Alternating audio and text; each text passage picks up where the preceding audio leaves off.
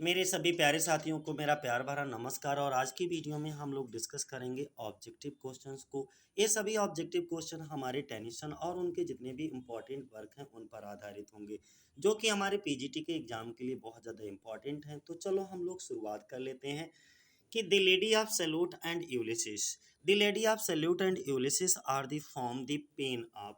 मतलब क्या हुआ, the lady of Shalott and the Ulysses, ये जो दोनों रचनाएं हैं वो निम्नलिखित लेखों में से किसके पेन हैं, यानी कि किसकी कलम से हैं, किसके द्वारा लिखी गई हैं? तो Alfred Lord Tennyson, D option हमारा सही होगा। किसके द्वारा लिखी गई? Alfred Lord Tennyson.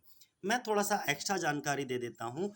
जो लेडी ऑफ सैल्यूट है वो क्या है, 2 वर्जन में इसको पब्लिश करवाया गया था। इसका जो पहला वर्जन था वो 1833 में, जिसमें 20 स्टेंजाज ही थे।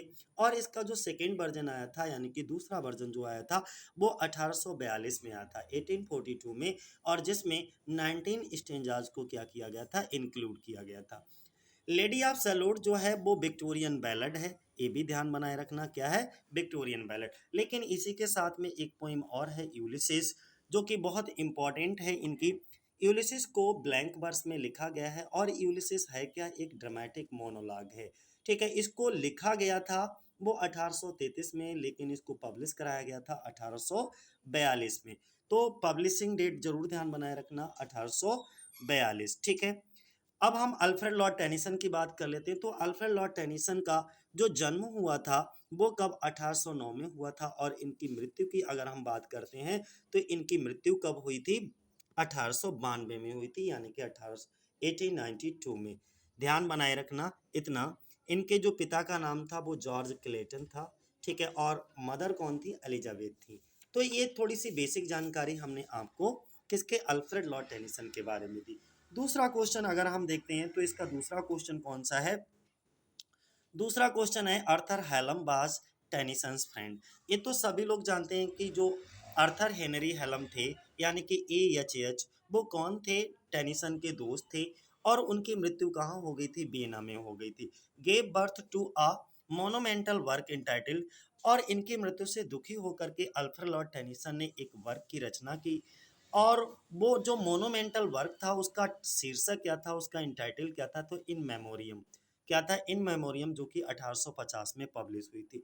इन मेमोरियम के बारे में थोड़ा सा समझ लीजिएगा कि ये जो इन मेमोरियम थी वो कंप्लीट हो गई थी 1849 में ही। ध्यान बनाए रखना, 1849 में ही दोस्तों ये कंप्लीट हो गई थी, लेकिन पब्लिश हुई थी 1850 में। और इन मेमोरियम क्या है? एक पर्सनल एलेजी है।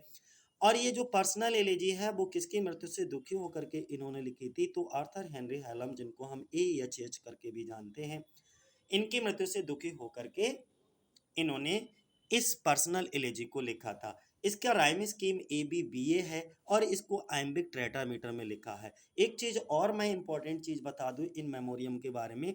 इन मेमोरियम इसका ओरिजिनल टाइटल नहीं है। ओरिजिनल टाइटल इसका क्या था? The way of the soul. The way of the soul, ध्यान बनाए रखना। अब तीसरा क्वेश्चन हम किसकी बात कर लेते हैं? मॉड की बात कर लेते हैं। ये जो हमारा मॉड है, मॉड जो है वो कब पब्लिश हुई थी? 1855 में पब्लिश हुई थी। इसमें रिफ्लेक्ट किया जाता है द स्पिरिट, एक ऐसी भावना को रिफ्लेक्ट किया जाता है इस पोइम के अंदर, of a patriotic passion of the time of. किस समय की पैट्रियोटिक, यानी कि किस समय की देशभक्ति के जुनून की भावना को दर्शाता है इस पोइम के अंदर, मॉड के अंदर? तो क्रीमियन युद्ध हुआ था, क्रीमियन वार हुआ था, उस समय के बारे में इसमें बताया गया। अगर आपने इस पोइम को थोड़ा बहुत भी जानते हो या पढ़ा है तो आपको पता होगा कि क्रीमियन वार के बारे में ही इसको क्या करा जा रहा है, मॉड पोइम में रिफ्लेक्ट किया गया है पूरी तरीके से। अब हम बात कर दें कि जो मॉड पोइम है वो कब पब्लिश हुई थी। तो मॉड पोइम पब्लिश हुई थी 1855 में। कब आई थी? 1855 में, ध्यान बनाए रखना। नेक्स्ट अगला क्वेश्चन हमारा है फोर्थ वाला। अगर हम फोर्थ क्वेश्चन की बात करते हैं तो Tennyson saw nature with the eye of a poet as well as with the eye of a scientist. मतलब ये बहुत ही फेमस लाइन है, बहुत ही प्रसिद्ध है।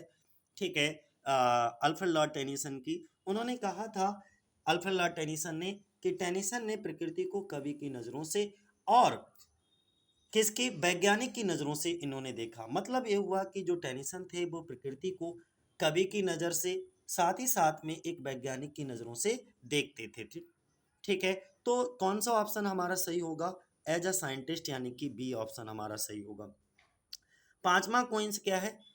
अगर पांचवें की बात करें तो रानी गुनेवर निम्नलिखित में से किसमें अपीयर होती हैं?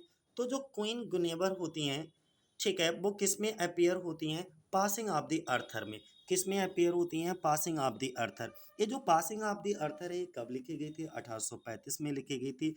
ये मॉर्टेड अर्थर का क्या है? हिस्सा है मॉर्टेड अर्थर। ठीक है, तो ध्यान बनाए रखना।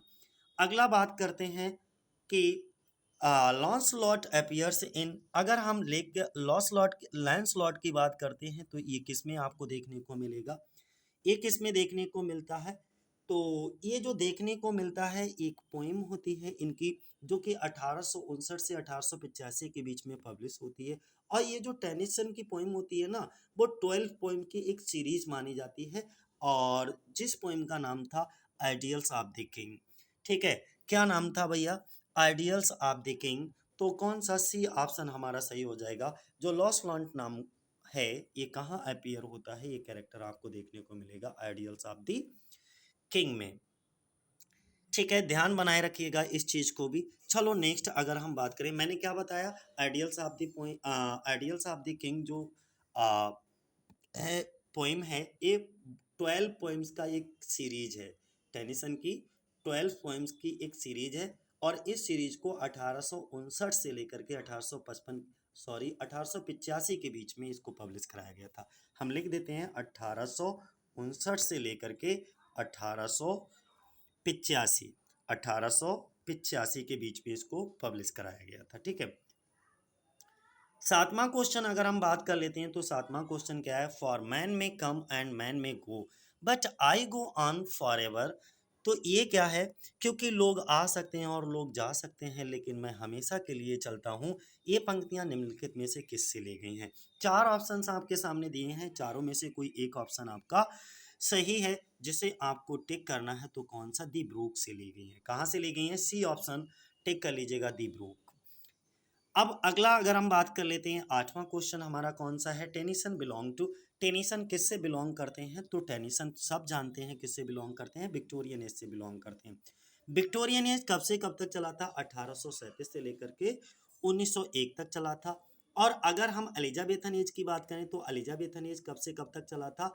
एलिजाबेथन एज की शुरुआत हुई थी 1558 से, 1558 से, और ये चला था 1603 तक, जब तक क्वीन एलिजाबेथ की मृत्यु नहीं होगी तब तक ये एज आपकी चली थी। रोमांटिक एज दे रखा है, तो रोमांटिक एज सब जानते हैं कि 1798, 1798 से इसकी शुरुआत हुई थी, ये 1837 तक ये चला था। विक्टोरियन मैं बता ही चुका हूँ, 1837 से 1901 तक। और लास्ट में आपका बचता है कौन सा? Modern age. मॉडर्न एज कब से कब तक चला था? 1901 से लेकर के 1945 तक। दोस्तों 9 नंबर का क्वेश्चन देख लो। 9 नंबर के अगर हम क्वेश्चन की बात करते हैं तो 9 नंबर क्वेश्चन है, Tennyson is famous for.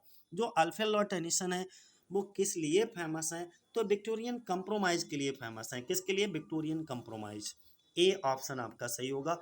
10 number की अगर हम बात करते हैं तो 10 नंबर हमारा कौन सा है? Which book of Tennyson, Tennyson की ऐसी कौन सी पुस्तक है जो डील्स करती है with the question of women's education? यानी कि टेनिसन की ऐसी कौन सी पुस्तक थी जिसने वुमेन्स शिक्षा के प्रश्न से संबंधित है, यानी कि महिला शिक्षा से संबंधित है, वुमेन्स एजुकेशन से संबंधित है। आपको उस पुस्तक का नाम बताना है। ठीक है, उस पुस्तक का क्या बताना है? नाम बताना है। तो उस पुस्तक का नाम था दी प्रिंसेस। ठीक है, बी ऑप्शन आपका क्या होगा? सही होगा, दी प्रिंसेस। अब मैं दी प्रिंसेस के बारे में थोड़ी सी जानकारी दे देता हूँ। अगर दी प्रिंसेस की बात करते हैं तो ये जो पब्लिश हुई थी 1847 में पब्लिश हुई थी। लिख लीजिएगा कहीं पर, दी प्रिंसेस कब आई थी इनकी? 1847 में। और ये एक ब्लैंक वर्स नरेटिव पोइम है, ध्यान बनाए रखना। क्या है? ब्लैंक वर्स नरेटिव पोइम है। और प्रिंसेस दी मेडली करके इसका पूरा टाइटल है। ठीक है, नेक्स्ट 11 नंबर पे हम बात कर लेते हैं तो 11 नंबर हमारा कौन सा है? The famous lyrics like tears, idle tears, come down O maid and now sleeves, the crimson petal were in. अगर हम 11 नंबर की बात करें, आंसू बेकार के आंसू, आओ नीचे हे दासी, और अब क्रिम्सन एक पिटल्स क्या होती हैं, पंखुड़ी वगैरह के लिए कहते हैं। ठीक है, ये जो प्रसिद्ध इनका सॉन्ग है वो किससे लिया गया है? ये जो प्रसिद्ध सॉन्ग इनमें से थे, जैसे प्रसिद्ध गीत इनमें से थे कौन से? तो जरा यहाँ पर बता दीजिएगा। चार ऑप्शन आपके सामने दे रखे हैं, चारों में से कोई एक ऑप्शन आपका क्या है, सही है। तो चारों में से किसकी बात कर रहे हैं हम? दी प्रिंसेस की बात कर रहे हैं। ये लाइनें कहाँ की हैं? प्रिंसेस की हैं। Famous lyric like tears idle tears come down O maid now sleeps and crimson petals. तो दी प्रिंसेस कहाँ से? दी प्रिंसेस। प्रिंसेस के बारे में मैं चर्चा कर ही चुका हूँ। प्रिंसेस क्या है? पब्लिश हुआ था 1847 में, ब्लैंक वर्स नरेटिव पोएम है प्रिंसेस दी मेडली। अगला 12 नंबर का क्वेश्चन कौन सा? टोटल 25 क्वेश्चन डिस्कस करेंगे, लास्ट तक बने जरूर रहिएगा। बहुत इंपॉर्टेंट क्वेश्चंस को मैं डिस्कस कर रहा हूँ, आपको समझा रहा हूँ। ठीक है, अगला अगर हम बात करें 12 नंबर का, 12 नंबर का क्वेश्चन क्या है? The book greatly appealed. एक बुक थी जिसने बहुत ज़्यादा अपील किया था to the prince and Queen Victoria, which book is this? मतलब एक पुस्तक थी जो कि प्रिंस एंड क्वीन विक्टोरिया को बहुत पसंद आई थी, बहुत ज़्यादा पसंद आई, बहुत ज़्यादा ग्रेटली अपील्ड हुआ था। तो ग्रेटली अपील्ड का मतलब होता है बहुत ज़्यादा पसंद आना किसी चीज़ को। तो उस पुस्तक का आपको नाम बताना है, वो पुस्तक कौन सी थी जिस पुस्तक को प्रिंस किसके? प्रिंस एंड क्वीन विक्टोरिया के द्वारा बहुत पसंद किया गया था। तो वो पुस्तक कौन सी थी दोस्तों? वो पुस्तक कौन सी थी? 12 में चार ऑप्शन हैं, 2 मिनट का वक्त है, आप बता दीजिएगा। तो सब जानते हैं इनमें से कौन सी थी? इन मेमोरियम थी, जो कि 1850 में लिखी गई थी। इन मेमोरियम के बारे में पहले डिटेल से बता ही चुका हूँ, बार बार नहीं बताऊंगा। ये कंप्लीट की गई थी 1849 में, पर्सनल एलिजी है। ओरिजिनल टाइटल इसका the way of the soul है। और AHH यानी कि आर्थर हेनरी हेलम की मृत्यु से दुखी होकर के इस पोइम को लिखा गया है। ABBA इसकी क्या है? राइमिंग स्कीम है। और आइम्बिक टेट्रामीटर में इसको लिखा गया है। इन 1850 में अगला 13 नंबर का क्वेश्चन, इन 1950, माफ करना, क्या लिखा है? 1950। In 1950 Tennyson was appointed, Tennyson को अपॉइंट किया गया था the poet laureate, poet laureate appoint किया गया था आफ्टर द डेथ ऑफ, किसकी मृत्यु से? किसकी मृत्यु के बाद? तो जब विलियम वर्ड्सवर्थ की 1850 में मृत्यु हो गई थी, तो इनकी मृत्यु के बाद अल्फ्रेड लॉर्ड टेनिसन को 1950 में क्या करा गया था? पोइट लॉरेट बनाया गया था। ठीक है, तो बनाए रखना। और एक और ऑप्शन दे रखा है इसमें, साउदे। ठीक है, रॉबर्ट सदे भी इन्हें बोलते हैं। तो अगर मैं आपसे पूछूं कि जो रॉबर्ट सदे थे, इनको कब बनाया गया? तो 1813 में। इनको पोइट लॉरेट से कब मिली थी? पोइट लॉरेट कब बनाया गया था? 1813 में। तो रॉबर्ट सदे जो हैं वो 1813 में बने थे, विलियम बर्ड्सवर्थ 1843 में, और अल्फ्रेड लॉर्ड टेनिसन 1950 में। ठीक है, तो ये सारी चीजें आपको क्लियर हो गई। अब अगला हम लोग डिस्कस कर लेते हैं 14 नंबर का क्वेश्चन। 14 नंबर का क्वेश्चन अगर हम बात करते हैं, तो Tennyson fail in love, Tennyson प्यार करने लगे विद एमिली सारा सेलबोर्ड से। किससे? किसके साथ प्यार में पड़ जाते हैं ये? Emily Sarah Sellwood. Finally he got success in marrying her, और अंत में ये उनसे शादी करने में भी सफल हो जाते हैं। मतलब ये हुआ, जो अल्फ्रेड लॉर्ड टेनिसन थे हमारे, वो एमिली सारा सेलबोर्ड से प्यार हो गया था। आखिरकार उन्हें उनसे शादी करने में भी सफलता मिली। तो कब इनकी शादी हुई थी वो बताना है। कब इनकी शादी हुई थी दोस्तों, वो आपको बताना है। कब हुई थी?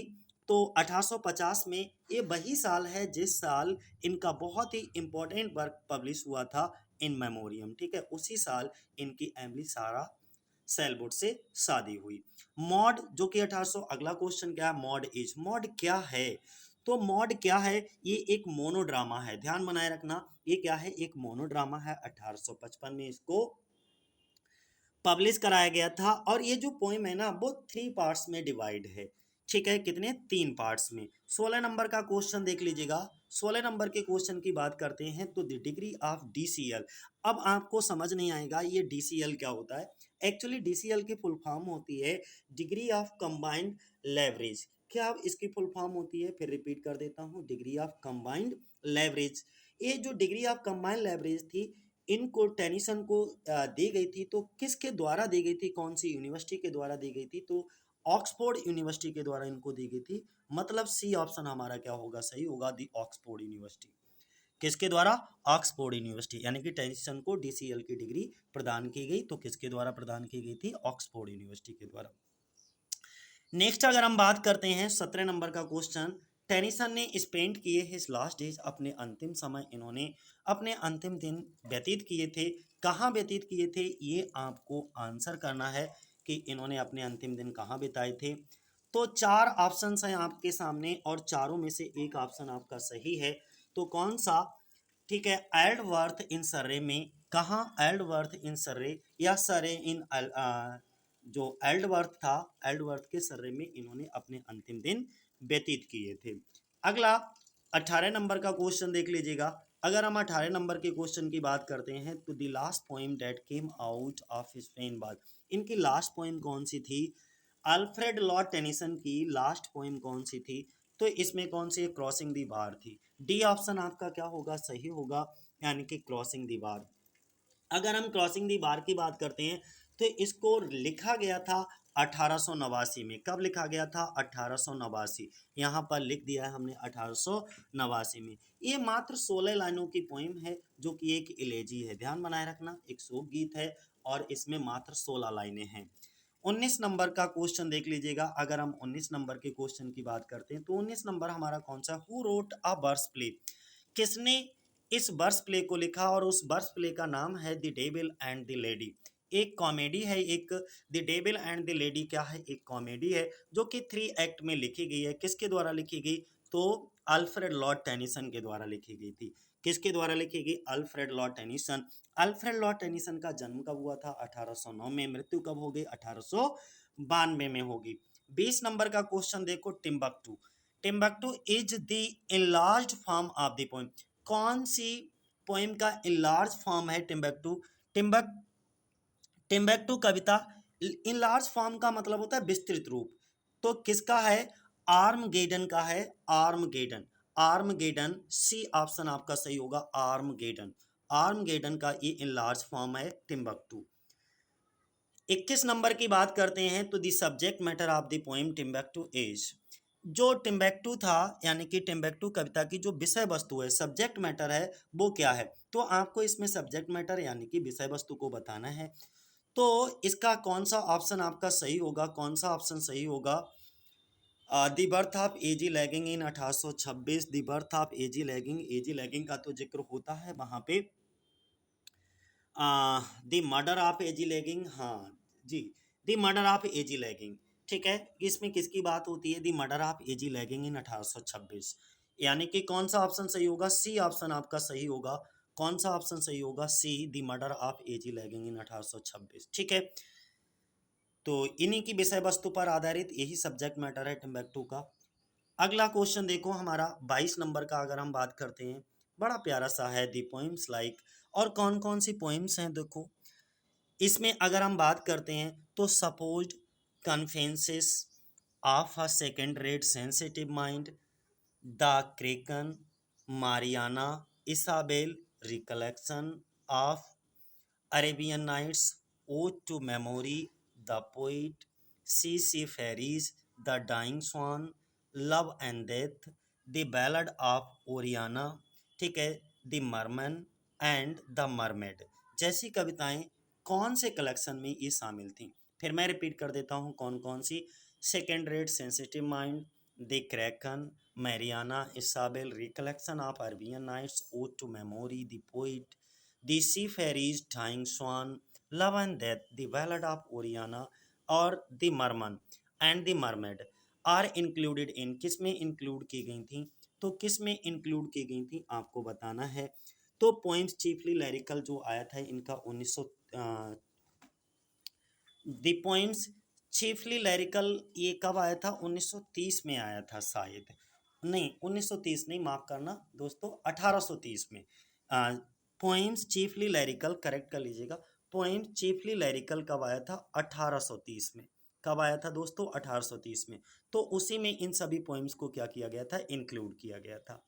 अगला 23 नंबर की अगर हम बात कर लें, how many poems are included in poems chiefly lyrical, जो पोइम्स का कलेक्शन था एक चीफली लैरिकल पोइम्स, ठीक है, उसमें टोटल कितनी पोइम्स को इंक्लूड किया गया था? तो 56, यानी कि 56 पोइम्स, 56 यानी कि 56 पोइम्स को इंक्लूड किया गया था।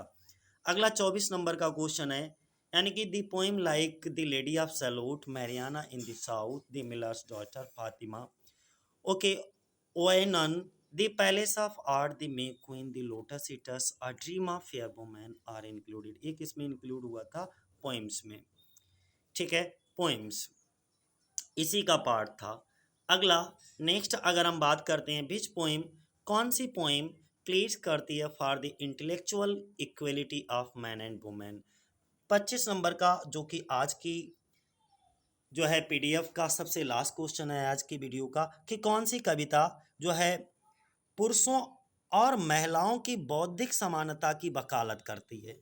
यानी कि अल्फ्रेड लॉर्ड टेनिसन की ऐसी कौन सी कविता थी जिसमें ये वकालत, प्लीड्स का मतलब होता है वकालत करना, ऑफ है intellectual equality of man and women. Intellectual जो बौद्धिक के लिए बोलते हैं, इक्वलिटी समानता होती है, और किसके बीच में, पुरुषों और महिलाओं के बीच में, यानी कि मैन एंड वुमेन के बीच में। तो ऐसी कौन सी कविता थी, उस कविता का आपको क्या करना है, नाम बताना है।